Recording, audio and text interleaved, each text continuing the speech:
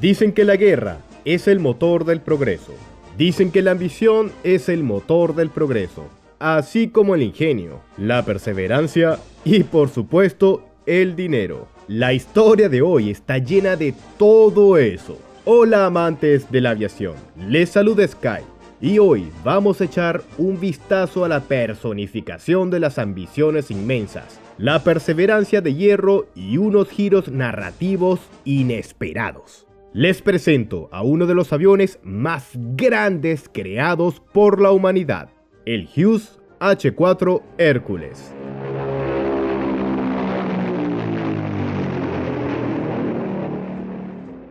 Corría el año 1942, la cúspide de la Segunda Guerra Mundial. Estados Unidos, que entró en la guerra, apoyó activamente a los aliados en la coalición anti-hitleriana, ante todo con entregas a gran escala de armas y otros materiales. El problema era que en aquel momento no solo ardía el cielo y la tierra, sino también el agua. La batalla por el Atlántico estaba en su punto álgido, y la enorme flota aliada compartía el mar con la enorme flota alemana. Sí, los buques de superficie de la Kriegsmarine no eran especialmente eficaces. Sí, el Bismarck ya yacía en el fondo del mar, pero los submarinos, ¡jaja!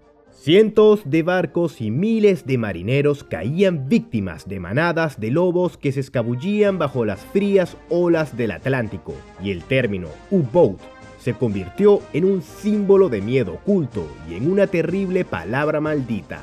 Sí, las comunicaciones funcionaban y la carga se transportaba, pero cada vez enviar un convoy al mar sabiendo que la mitad de él podría simplemente no llegar a su destino, no era un asunto muy alegre. Viendo esto, el Departamento de Guerra de Estados Unidos, así se llamaba entonces antes de la aparición del Pentágono, buscaba desesperadamente una manera de organizar la logística de tal modo que no hubieran estadísticas de pérdidas tan terribles. Inmediatamente surgió una idea lógica. Si es imposible por mar, hay que hacerlo sobre el mar, con aviones. Uno de los principales promotores de esta idea fue Henry J. Kaiser, un hombre muy respetado en aquella época que, de hecho, fue el padre de los buques de transporte de la clase Liberty, los principales caballos de batalla de esos mismos convoyes marítimos. Kaiser estaba preocupado por la muerte de sus creaciones, no menos que los militares, y en busca de una solución, llegó a la conclusión de que se necesitaba un avión capaz de realizar tareas similares. Los Liberty no eran unos barcos gigantescos y tenían un desplazamiento de unas 10.000 toneladas, pero eran barcos.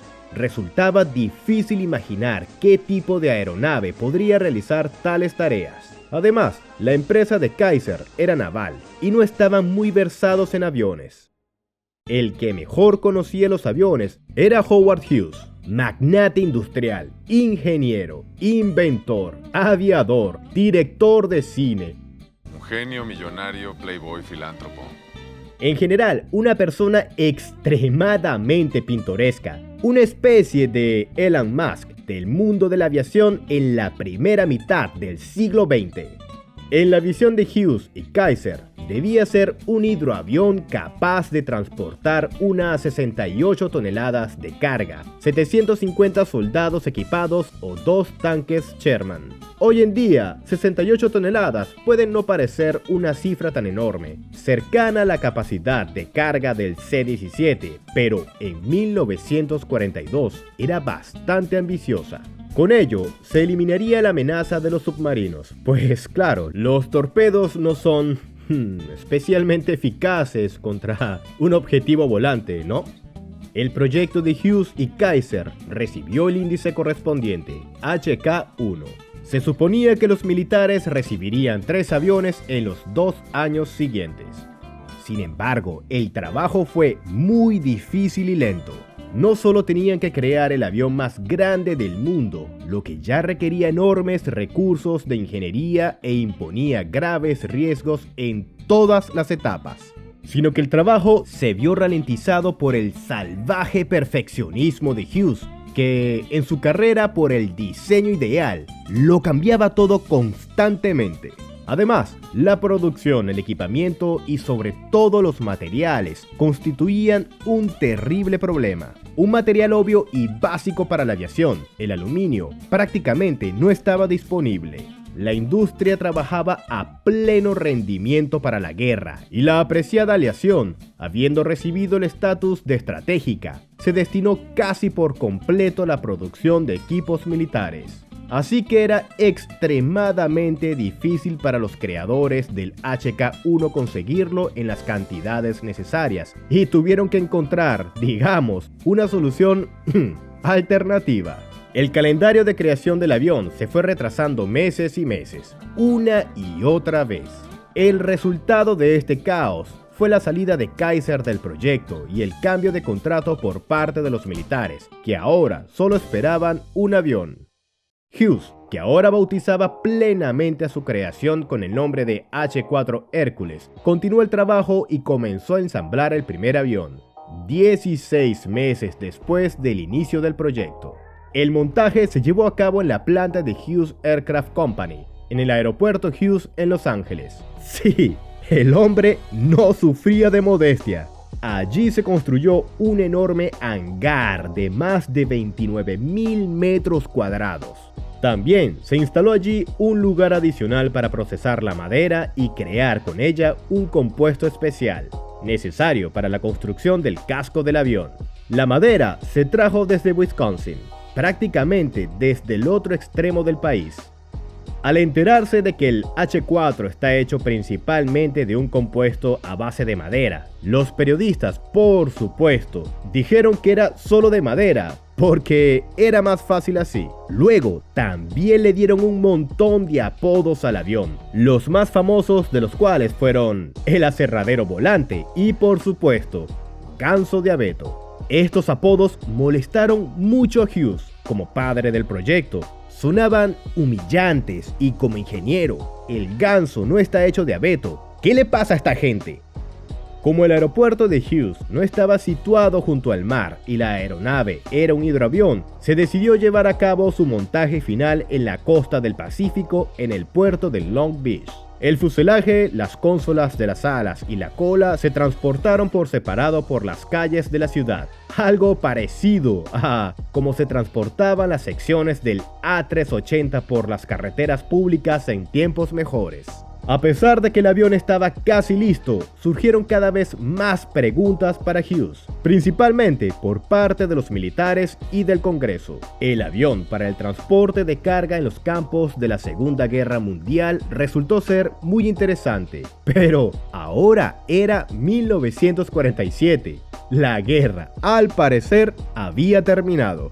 Era difícil responder a la pregunta de por qué se fabrica este avión, y era necesario refutar la teoría de que el ganso es, en general, una gran ficción, y Hughes simplemente se mete el dinero de los contribuyentes en el bolsillo. El padre del proyecto, por supuesto, luchó por él con todas sus fuerzas, y tenía argumentos. Sí, es poco probable que el avión se haga increíblemente popular y se produzca en masa, pero estamos hablando al menos del avión más grande del mundo y de una empresa dispuesta a todo por hacer que vuele. Hasta hubo declaraciones de que si no vuela, Hughes abandonará la aviación y se irá del país. En aquel momento se gastó en el proyecto unos $23 millones, algo más de 250 millones en dinero de hoy. Y bueno, Hughes hizo su trabajo. El Hércules H-4 fue ensamblado y despegó. Echemos un vistazo al ganso Hércules. El H-4 es, en su mayor parte, un hidroavión clásico con un casco inferior similar a la de un barco, una ala recta alta y un empenaje convencional de solo un estabilizador vertical. El H-4 tiene una longitud de 66,6 metros, una envergadura de 97,8 metros y una altura de 24,2 metros. En definitiva, un pájaro enorme. A modo de comparación, es ligeramente más corto que el Boeing 747-400, 70 metros, y su altura se acerca a la cola del Airbus A380, 24,9 metros. El ala del avión es enorme en todos los parámetros posibles. Es tan gruesa que una persona puede moverse dentro. En caso de emergencia, los ingenieros tuvieron la oportunidad de reparar, por ejemplo, parte de los sistemas auxiliares del motor en pleno vuelo.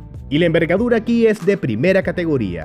Incluso el An-225 Mirilla, el rey entre los transportes pesados, tenía una envergadura de 88,4 metros, casi 10 metros menos. El único competidor aquí es, quizás, el Stratolaunch, con una envergadura de 117 metros. Y este es un avión de la década de 1940, sin turbohélices, sin motores a reacción, nada de las cosas modernas, todo de la década de 1950. Pero el tamaño gigantesco no convierte automáticamente en gigantescos el resto de los parámetros. El peso máximo al despegue del H-4 era de 180 toneladas. Para la época era mucho, y por eso el Hércules se hizo hidroavión. Sería muy difícil de operar un avión tan pesado en un aeródromo convencional.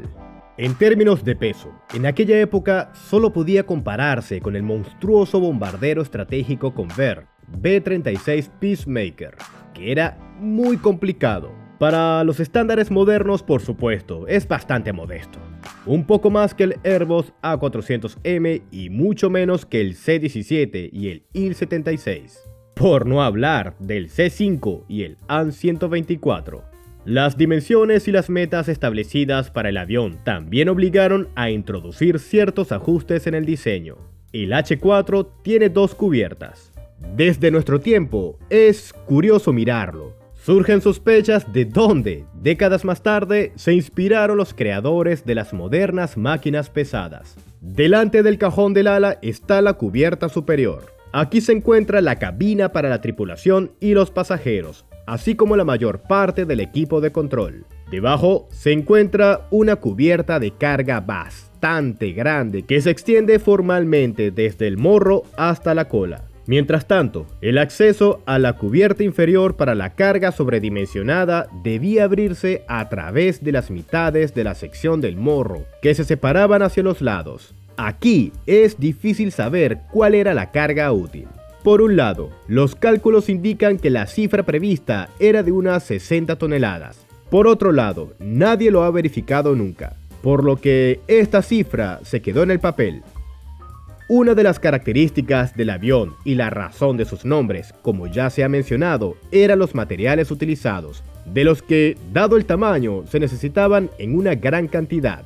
El material principal en este caso era un compuesto especial, Duramold, que es, de hecho, varias capas de abedul superpuestas, saturadas de resina y laminadas a alta temperatura.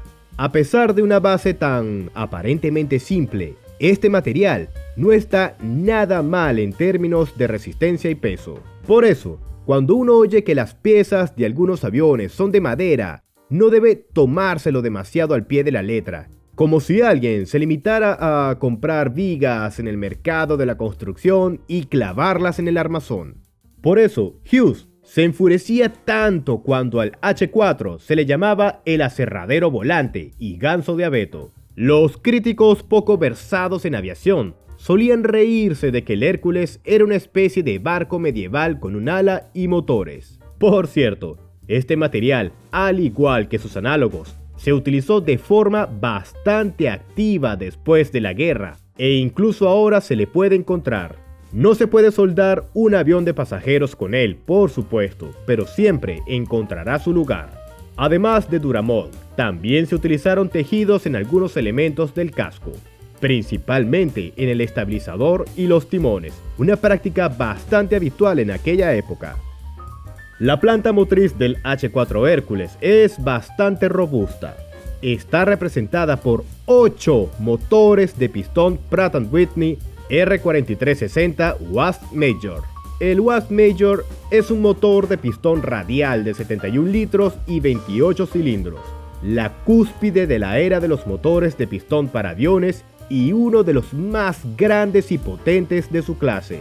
En varias modificaciones, tenía potencias de 2.650 a 3.500 caballos y se pusieron en todo tipo de aviones, desde varios prototipos hasta aviones grandes como el B-36. El H4 recibió la variante de 3000 caballos de esta familia, que no era la más avanzada, pero bastante buena en términos de relación potencia-precio-vida útil.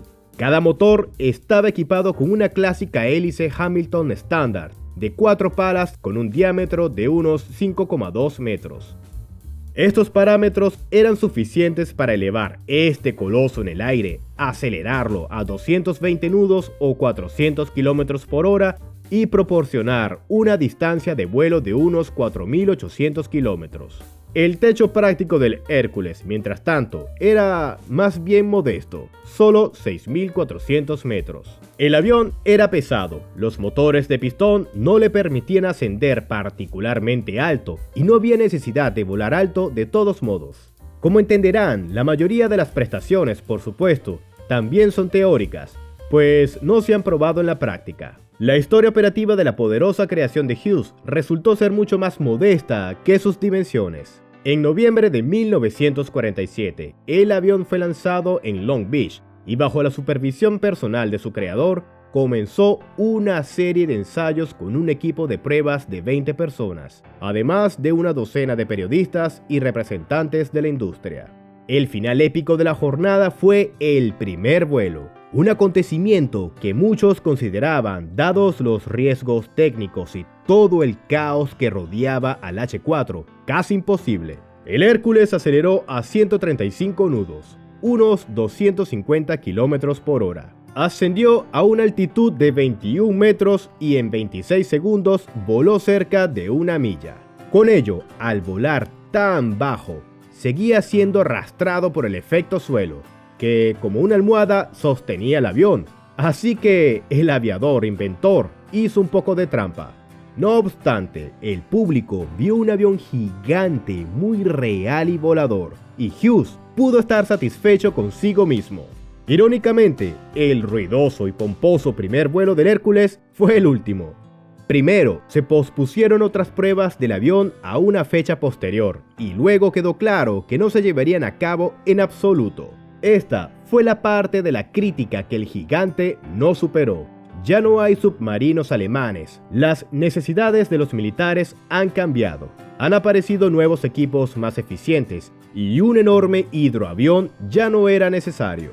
En general, incluso antes del primer vuelo, estaba claro que el proyecto estaba condenado y Hughes está creando una épica pieza de museo. A pesar de ello, el H4 no se dio por perdido inmediatamente. El gigante fue trasladado al hangar y allí permaneció hasta la muerte de su creador en 1976. Después surgieron disputas sobre a quién pertenece el avión. Por un lado, el Hércules se creó con el dinero del Departamento de Defensa. Por otro, nunca se le transfirió y seguía siendo propiedad de la empresa. Como resultado, acordaron sacar el avión a la luz y encontrarle un uso. En 1980, el H4 fue entregado al Aeroclub de California Sur, que trasladó el gigante a un lugar cercano y construyó una enorme cúpula a su alrededor, que pasó a conocerse como Spruce Goose Dome, o cúpula del ganso de abeto. Más tarde, el emplazamiento en el que se encontraba el avión fue adquirido por Disney y el avión tuvo que ser retirado. Como resultado, el gigante fue a parar al Evergreen Aviation and Space Museum de Oregon, donde permanece hasta nuestros días.